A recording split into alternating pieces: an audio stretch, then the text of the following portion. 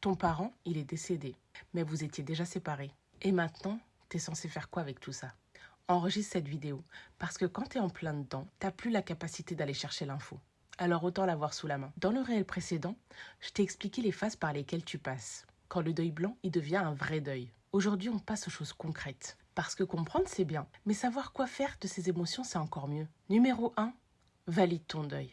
Même si les autres ne le font pas. T'auras peut-être des gens autour de toi qui vont te dire « Mais de toute façon, vous étiez pas proches. » Ou pire, « Bah, c'est peut-être mieux comme ça, non ?» Non, ton deuil, il est réel. Tu vas pas forcément pleurer la personne qu'il était, mais tu pleures la personne qu'il a jamais été. Tu pleures la relation que vous n'aurez jamais. Et ça, c'est une perte immense. Alors autorise-toi à la ressentir. Numéro 2, écris une lettre que tu n'enverras jamais. Oui, je sais, ça fait très développement perso années 2000, mais ça marche.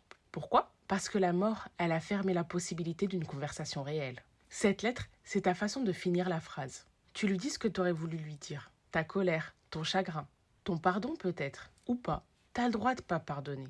La lettre, c'est pour toi, pas pour lui. Numéro 3, fais la différence entre pardonner et accepter. Pardonner, c'est optionnel. Accepter que ça s'est passé comme ça, c'est nécessaire pour avancer. Ces deux choses sont souvent confondues et ça bloque beaucoup de gens. T'es pas obligé de pardonner pour aller mieux. T'as juste besoin d'intégrer que cette relation, elle était ce qu'elle était, ni plus ni moins. Numéro 4, surveille le retour en arrière de la culpabilité. Dans les semaines qui suivent, ton cerveau, il va essayer de réécrire l'histoire. Et si j'avais fait autrement? Et si j'avais rappelé? Il connaîtra jamais ses petits-enfants. Chaque fois que cette pensée, elle arrive, rappelle-toi le pourquoi.